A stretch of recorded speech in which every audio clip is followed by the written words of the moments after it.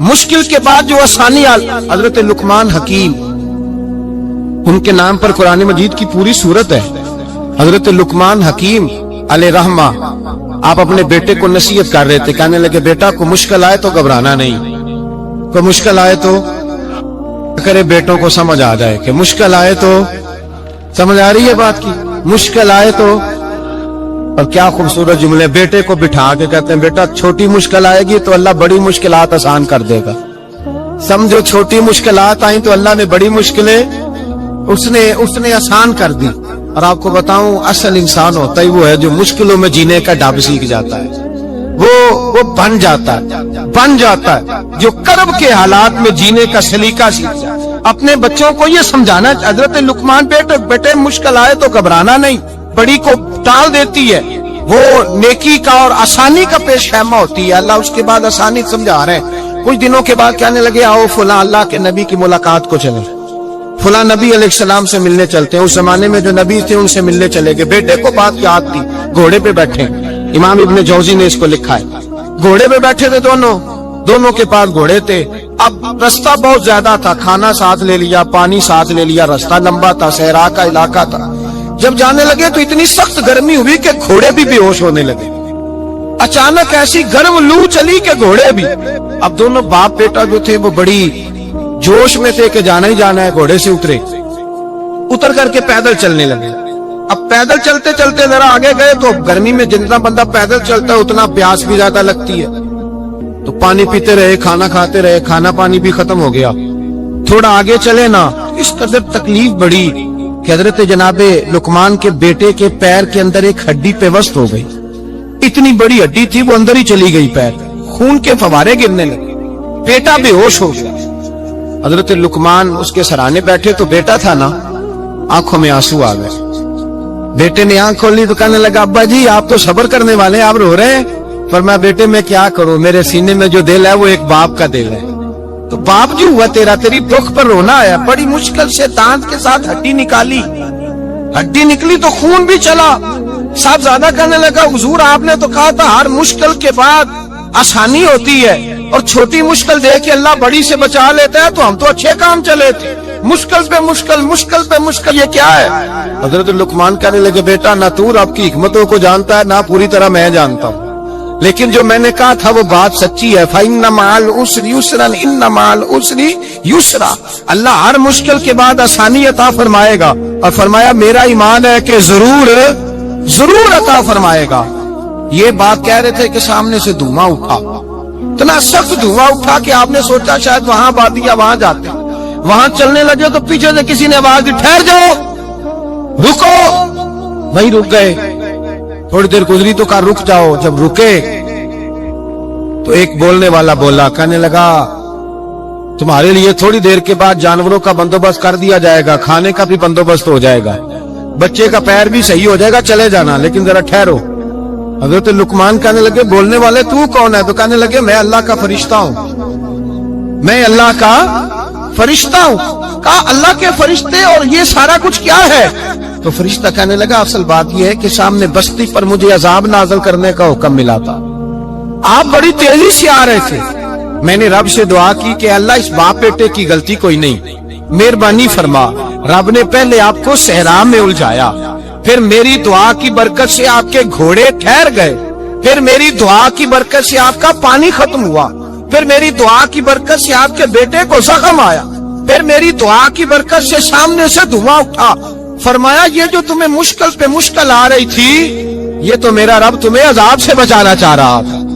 ये जो तुम्हें मुश्किल पर मुश्किल आ रही थी तो मेरा मालिक तुम्हें अजाब से बचा रहा था, तुम समझ नहीं रहे थे। हजरत लुकमान ने बेटे की तरफ देखा तो बेटे कहने लगे अब्बा जी बात बिल्कुल सच्ची है, अफ़ज़लु ज़िक्र ला इलाहा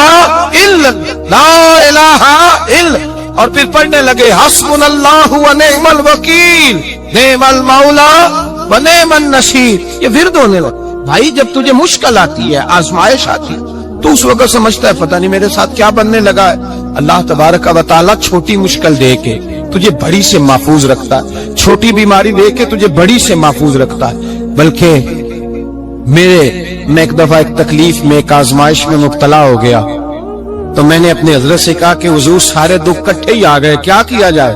تو آپ فرمانے لگے بڑے خوش نصیب ہو، جوانی میں اللہ نے دکھ دے دیے، بڑھاپے میں آئے تو برداشت نہیں ہوتے، یہ تو بڑے وقت پہ آ گئے، شکر ادا کرنا چاہیے، اس زمانے میں برداشت نہیں ہوتے، اب آسانی ہے، ان کو برداشت کرو، ہمت کرو۔ حضرت یونس علیہ السلام کی دوستی ہوگی حضرت جبریل امین سے، تو جناب جبریل ملنے آئے، حضرت یونس علیہ السلام فرمانے لگے جبریل میرا دل کرتا ہے مجھے اس بندے کی ملاقات کرا جو اللہ کا سب سے زیادہ عبادت گزار بندہ ہے۔ حضرت جبریل امین لے گئے دور فلسطین کے علاقے میں، اور لے جا کر ایک بندے سے ملاقات کرائی جس کی دونوں آنکھیں بھی کوئی نہیں تھی، دونوں بازو بھی کوئی نہیں، دونوں پیر بھی کوئی نہیں، اور اس بندے کی زبان پر لفظ بڑا کیا جاری تھے، یا اللہ تیرا شکر ہے، یا اللہ تیرا، بول کے کہیے یا اللہ تیرا، اے اللہ تیرا شکر ہے، شکر کر رہا تھا۔ حضرت جناب سیدنا یونس علیہ السلام کہنے لگے میں نے تجھے عبادت گزار کو ملانے کو کہا تھا، تو کہاں لے آیا؟ حضرت جبریل کہنے لگے یونس یہ ہر چیز جانے کے باوجود اپنے رب کی رضا پہ راضی ہے، اس وقت دنیا میں نبیوں کے بعد جس سے اللہ سب سے زیادہ پیار کر رہا ہے وہ یہی بندہ ہے، یہ اپنے رب کی رضا پہ راضی ہے۔ مانا کہ جب اس حال میں راضی ہے تو بس ٹھیک ہو گیا، وصل اچھا ہے نہ فراق اچھا ہے، بس جس حال میں محبوب رکھے وہی حال اچھا ہے، بس جس حال میں انہوں نے رکھا بات ٹھیک ہو گئی۔ اس میں اب انسان شکوا کرتے پھرے کہ یہ کس طرح ہے وہ کس طرح، اپنے آپ کو مطمئن رکھا۔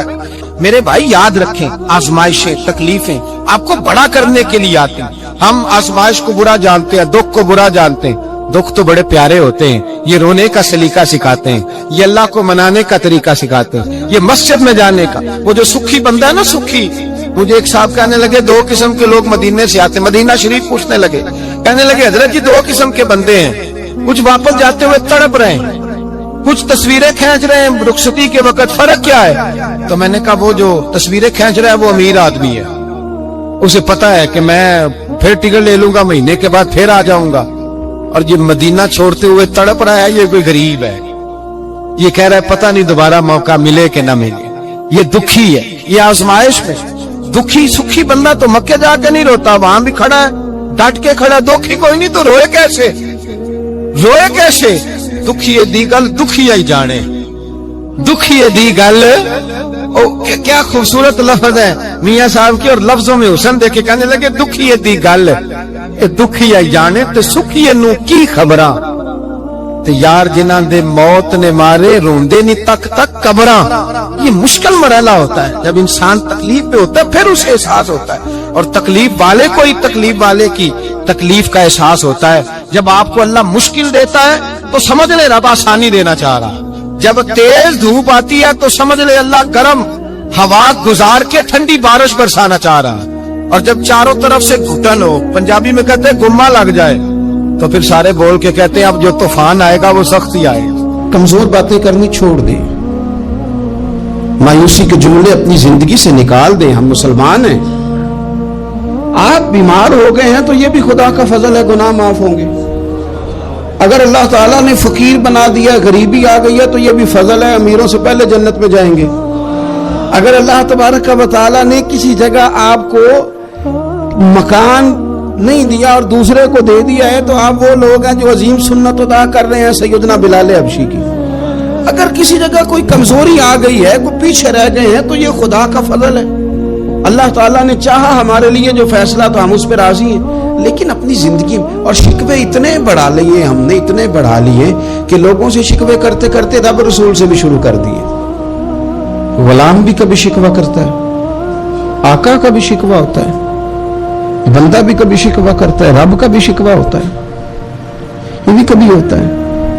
آپ نہ ماننے پر یہ شکوہ ہے کہ میں بڑے ڈاکٹروں کے پاس گیا ہوں آرام نہیں آیا، نہ ماننے پر یہ شکوہ ہے میں نے کبھی کسی کو ستایا تو نہیں پر میرے حالات نہیں ٹھیک ہوتے۔ آپ نہ ماننے پر یہ شکوہ ہے کہ فلانے کے پاس دولت زیادہ ہے، اس نے پتہ نہیں وہ آگے نکل گیا اور میں پیچھے رہ گیا، نہ ماننے پر یہ شکوہ ہے۔ کس سے کر رہے ہو؟ رب رسول سے؟ وہ آس بولے تے دی مہربانی اساں تے لاڈ ہی لڑاونے نے۔ کس سے شکوہ کر رہے ہو؟ خدا کے بندو، غلام غلامی کرتے ہیں، شکوے کرتے ہیں کوئی؟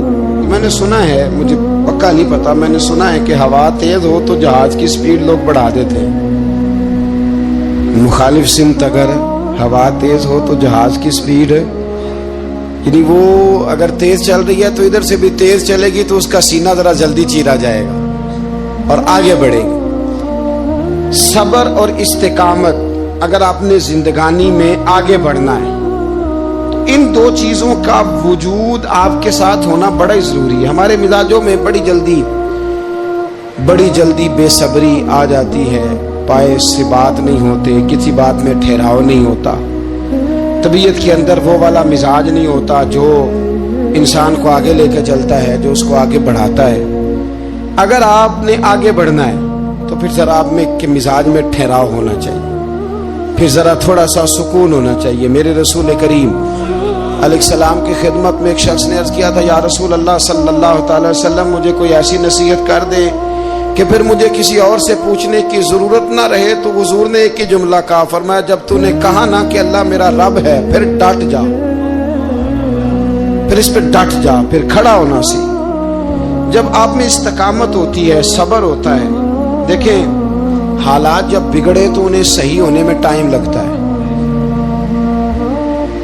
کہ فوراً ٹھیک ہو جاتے ہیں۔ آپ بیمار ہو گئے، تکلیف ہوئی، کوئی آپ کو بیماری لگ گئی، آپ ڈاکٹر صاحب کے پاس گئے، انہوں نے آپ کو دیکھا، ٹریٹمنٹ کی، پھر دوائیاں لکھی، پھر انہوں نے آپ کو کہا کہ آپ کو 1 ہفتہ یا 1.5 ہفتہ دوائی کھانی ہے، یہ ایک شربت کی شیشی ہے، یہ ایک بوتل ہے، یہ ایک سیرپ ہے، 1 چمچ صبح 1 شام، اور پورا ہفتہ آپ نے استعمال کرنا ہے۔ اب آپ تو کہہ رہے تھے کہ میں نے ابھی ٹھیک ہونا ہے گھنٹے کے بعد، تو سارا نہ پی لوں، سیرپ سارا نہ پی لوں ابھی، اور 1.5 ہفتے کی دوائی ابھی نہ کھا لوں، تھوڑی تھوڑی کر کے بھی تو کھانی ہے نا، ساری کٹھی نہ کھا لوں، ہو جائیں گے ٹھیک؟ کیا خیال ہے آپ کا؟ نہیں ہوں گے۔ کیوں؟ اس لیے کہ جس ترتیب سے ڈاکٹر نے آپ کو بتلایا ہے، آپ کا وجود اسی ترتیب سے اسے قبول کرے گا، آپ کا جو وہ مرض ہے وہ اسی ترتیب سے بہتر ہوگا جس ترتیب سے ڈاکٹر نے، طبیب نے، حکیم نے آپ کو بتلایا ہے، اسی مرتب ترتیب سے آپ نے اس کو دوا کو استعمال کرنا ہے، تو اسی ترتیب سے وہ سارے معاملات ٹھیک ہوں گے۔ اب آپ کا تو منشا تھا کہ میں نے سویرے فوراً اٹھنا ہے اور میں نے دوا کھانی ہے تو میں نے فٹافٹ ٹھیک ہو جانا ہے، تو بھئی یہ آپ کی منشا تو ہے، لیکن حکمت کا تقاضا یہ نہیں ہے۔ حکمت کا تقاضا یہ ہے کہ آپ کو 1 گولی کھانی ہے، 1 چمچ سیرپ کا پینا ہے، آپ کو مناسب پرہیز کرنا ہے، اس کے بعد جا کے آپ کی طبیعت ٹھیک ہوگی۔ لیکن اگر آپ کا یہ پروگرام بن گیا ہے کہ نہیں میں نے تو شام کو ہی ٹھیک ہونا ہے، تو یہ ممکن ہے نہیں ہے۔ اس کے لیے آپ کو ذہنی طور پر تیار ہونا چاہیے، آپ کو سمجھنا چاہیے کہ بہت ساری چیزیں ایسی ہوتی ہیں جنہیں وقت دینا پڑتا ہے، بہت سارے حالات ایسے ہوتے ہیں جنہیں ٹائم دینا پڑتا ہے، وہ اپنے وقت پر جا کے چیزیں درست ہو جاتی ہیں۔ لیکن ہم چاہتے ہیں کہ ہم ابھی کریں، سویرے کریں، شام کریں، وہ کئی دفعہ صحیح کرنے کی بجائے ماحول کو ہم خراب کر لیتے ہیں۔ انہیں وقت دیں، انہیں ٹائم دیں، انہیں موقع دیں۔ لیکن جو بندہ صبر ہی نہ کر پائے، جو صبر ہی نہ، جو کہ جی بڑی دور سے آیا ہوں، بڑی دیر ہو گئی، بڑا ٹائم ہو گیا، کب جا کے مسئلہ حل ہوگا، وہ جو آپ نے بتایا تھا وہ تعویذ کب اثر کرے گا، وہ دعا کب قبول ہوگی، وہ فلانا معاملہ کب، بھئی یہ ڈیٹ تو آپ کو رب رسول ہی دے سکتے ہیں، بندہ تو کوئی اطلاع ہی دے گا، پیغام ہی دے گا، دعا ہی کرے گا۔ اگر زندگی میں حوصلہ ہی نہیں ہوگا، اگر آپ کو یہ قرار ہی نہیں آئے گا، ٹھہرنا ہی نہیں آئے گا کسی میدان میں، دیکھیں کچھ ایسی اذیتیں ہوتی ہیں جو اذیت ناک ہوتی ہیں، لیکن اگر غلامی میں آ جائے نا آپ تو وہ اذیت ناک نہیں ہوتی، اس چبن میں مزہ آنے لگتا ہے۔ کئی درد بھی مزیدار ہوتے ہیں، کئی درد بھی، کبھی زخم ٹھیک ہونے پہ آ جائے نا تو اسے چھیڑو تو مزہ آتا ہے، اس لیے کہ کچھ درد بھی مزیدار ہوتے ہیں۔ آتش سے کسی نے کہا تو روتا بڑا ہے، اس نے کہا محبوب کی یاد میں تڑپتا ہوں، ابھی تو 1 دل ہے، میرے تو خواہش تھی کبھی 2 ہوتے نا تو صحیح کر کے تڑپتا، رب نے دل 1 بنایا، کہتا وہ مزہ دیا ہے تڑپ نے کہ میری آرزو ہے یا رب، میرے دونوں پہلوؤں میں دل بے قرار ہوتا۔ درد میں بھی مزہ ہے، پر شرط یہ ہے کہ لوگ درد میں بھی جینا سیکھیں۔ ہم نہ آرام میں جینا چاہتے ہیں، پنکھے کے نیچے جینا چاہتے ہیں، کاش کہ ہمیں صحرا میں بھی نیند کا مزہ لینے کا طریقہ آئے، پھر زندگی کے سارے راستے آسان ہیں، پھر ایک راہ بھی مشکل نہیں، لیکن چونکہ حوصلہ نہیں، صبر نہیں، وہ والا قرار نہیں جو ایک مسلمان سے رب رسول کا مطالبہ ہے۔ حدیبیہ کے موقع پہ نا نبی پاک صلی اللہ علیہ وسلم نے جو شرطیں کافروں کے ساتھ طے کی تھی نا، حضور نے نور بصیرت سے کی تھی نا، تو انہی شرطوں نے پھر فتح کے باب کھول دیے۔ ان فتحنا لک فتحا مبینا۔ ایک شرط یہ تھی کہ اگر کوئی مسلمان مدینے سے مکے آئے گا تو مکے والے واپس نہیں کریں گے، رکھ لیں گے۔ پھر غور کریں، کوئی مسلمان اگر مدینے سے مکے آئے گا تو مکے والے واپس نہیں کریں گے، اور اگر کوئی بندہ مسلمان اپنے آقا کی مرضی کے بغیر مسلمان ہو جائے اور وہاں سے وہ مدینے آئے گا تو حضور پناہ نہیں دیں گے۔ تو میرے بھائی، محبوب کی طرف سے آنے والا نہ صرف سوکھ ہی نہیں قبول کرنا چاہیے، دکھ بھی قبول کرنا چاہیے، دکھ بھی قبول کرنا چاہیے۔ ہمارا یہ مسئلہ ہے کہ ہم نہ میٹھی میٹھی کے قائل ہیں، کڑوی کڑوی کے قائل نہیں۔ اگر وہ کبھی دکھ دے نا تو محبوب کا دکھ بھی سکھ سمجھ کے قبول کرو۔ ہاں اس کی طرف سے کانٹا ہے کبھی تو اسے پھول سمجھ کے قبول کرو، وہ چبھے گا نہیں، انشاءاللہ مزہ ہی دے گا، وہ قبول تو کرو نا۔ تو اب حضرت ابو بصیر رضی اللہ تعالیٰ عنہ ایک صحابی تھے، ایک تو حضرت ابو جندل رضی اللہ تعالیٰ عنہ تھے نا، تو وہ تو حدیبیہ میں آ گئے، حضور مجھے لے جائیں، تو نبی پاک نے فرمایا میں نے وعدہ کر لیا ہے، ان کو بھی حضور نے واپس بھیج دیا۔ اور یہ بیچارے نا اپنے آقا کی جیل توڑ کے مکے سے بھاگ کے مدینے آئے، یا رسول اللہ مجھے قبول کر لے، میں بھاگ آیا ہوں، وہ بڑا ظلم کرتے ہیں، مارتے ہیں، تکلیف دیتے ہیں۔ وہ آئے تو ادھر سے نا اس کے مالک نے ایک دو بندے بھی بھیج دیے رکا دے کے کہ یا رسول اللہ آپ کا تو وعدہ تھا کہ آپ بندہ رکھیں گے نہیں۔ یہ آئے اور رکا بھی آ گیا۔ اب ذرا منظر کو سمجھے، ہمارا تو یہ مسئلہ ہے کہ کہتے ہیں کہ میری 99 باتیں مانی ہیں، ایک نہیں مانی، لہذا میرا تعلق ہی کوئی نہیں۔ لیکن یہاں کیا کیفیت ہے؟ بندہ رو رہا ہے، تڑپ رہا ہے، حضور میں مار سے بچتا ہوا آیا ہوں، جیل توڑ کے آیا ہوں، مجھے قبول کر لیں۔ ادھر رکا آ گیا کہ آپ کا وعدہ تھا رکھیں گے نہیں۔ اب یہ کتنا مشکل مسئلہ ہے، لیکن رسول پاک علیہ الصلوۃ والسلام نے فرمایا ابو بصیر میں نے وعدہ کیا یار تجھے واپس جانا پڑے گا۔ اوئے ہوئے ہوئے،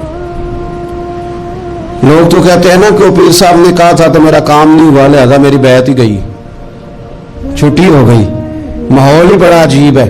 حضور نے فرمایا واپس جا، لیکن جے کر یار دے نام دا ملے مینا، پھر انہوں چولی پا لئیے مینے نو پنجے سٹیے نا، جے کر یار دے نام دا، سامنے والے نے تانا سمجھ کے دیا تھا پر یار کے نام کا تھا نا، اس نے کہا لا صحیح سونے کے نام کا ہے نا، تانا ہوا تو کیا ہوا، جے کر یار دے نام دا ملے مینا، انہوں چولی پا لئیے پنجے سٹیے نا، تے جے کر یار دے نام دی ملے سولی، پھر جھوٹا جھوٹ لئیے تے پیچھے ہٹیے نا، جھوٹا جھوٹ لئیے۔ اب لکھنے والے کا بھی اپنا انداز ہے نا، کہتا ہے یہ بھی میرے لیے جھولا ہی ہے، یہ بھی آرام کی جگہ ہی ہے، جھوٹا جھوٹ لئیے تے پیچھے ہٹیے نا۔ حضرت ابو بصیر رضی اللہ تعالیٰ عنہ سے حضور نے فرمایا واپس جانا ہے، کہ سونے ٹھیک ہے، کوئی شکوہ نہیں، کوئی گلہ نہیں، یہ بھی میرے محبوب کا حکم ہی ہے۔ اور کیا بات ہے، میرے نبی وعدوں کے پکے ہیں، کیا بات ہے، حضور نے جو کہا کر کے دکھایا۔ کہتے ہیں میں واپس جا رہا تھا، ایک دو بندے ساتھ تھے، جب مدینے کی حد گزر گئی نا، حضور نے تو کہا تھا نا مدینے میں پناہ نہیں دینی، تو میں نے اس سے کہا یار تلوار بڑی سونی ہے، میرا دکھانا، اس نے دکھائی تو ایک کی میں نے گردن کاٹ دی، دوسرا ویسے ہی بھاگ گیا، بھاگ کے حضور کے پاس آیا جی اس نے تو مار دیا۔ تو سرکار فرمانے لگے میں نے تو وعدہ پورا کیا تھا نا، تم سے نہیں سنبھالا گیا تو معاملہ تمہارا ہے۔ اب حضرت ابو بصیر رضی اللہ تعالیٰ عنہ واپس آئے، عرض کی حضور اب میرے لیے کیا حکم ہے؟ حضور نے فرمایا میاں حکم وہی ہے، مدینے میں ہم نہیں رکھ سکتے، تم مدینے میں صحابہ تھے نا، حضور کی باتوں سے خوشبو لیتے تھے، مدینے میں نہیں رکھ سکتے۔ حضرت ابو بصیر کہتے ہیں میں مدینے کی سرحد سے نکل گیا، اس جگہ چلا گیا جو نہ مکے کی ریاست میں تھا نہ مدینے کی، ایک مقام ایس تھا جہاں میٹھے پانی کے کنویں تھے، وہاں رہنے لگا۔ حضرت ابو جندل کو پتہ چلا کہ ایک نیا ٹھکانہ بن گیا، وہ بھی جیل توڑ کے آ گئے، 70 بندے آ گئے، وہاں سے قافلے گزرتے تھے کافروں کے، یہ بھی مسلمانوں کو تنگ کرتے تھے، اگر مکے سے کوئی قافلہ گزرتا تھا تو ہم نے بھی ان کو پکڑا، کافر کا مال مال غنیمت اسباب بن گیا۔ اور وہ جب قافلہ لے کے آتے تھے تو ڈرے ہوتے تھے، اور ان کو تو ستایا تھا نا. کہتے ہمیں ستایا بڑا تھا, ہم تو انقلابی بن گئے تھے, ہم تو رکھ لیتے نا, بڑی منت کرتے, بڑی جان مشکل سے چھڑاتے. 70 بندے ہو گئے, پھر 300 ہو گئے. ابو بصیر کہتے ہیں دنیا مدینے جاتی تھی لیکن ہم تڑپتے تھے, ہم تڑپتے تھے. روت لنگ گئی پھر باہر آندی, چٹھیاں مدینے آئیاں نہیں. ہم تڑپتے تھے کہ یار کوئی موقع ملے. روز رات کو روتے تڑپتے. 300 انقلابیوں کا جتھا صبر سے بیٹھا ہے مدینے کی سرحد پہ, اندر آنے کی اجازت نہیں, پر غلامی میں روز اضافہ ہو رہا. صبر دیکھو, غلامی میں روز اضافہ ہوتا ہے. تنگ آ گئے کافر, پہلے بڑی ڈینگے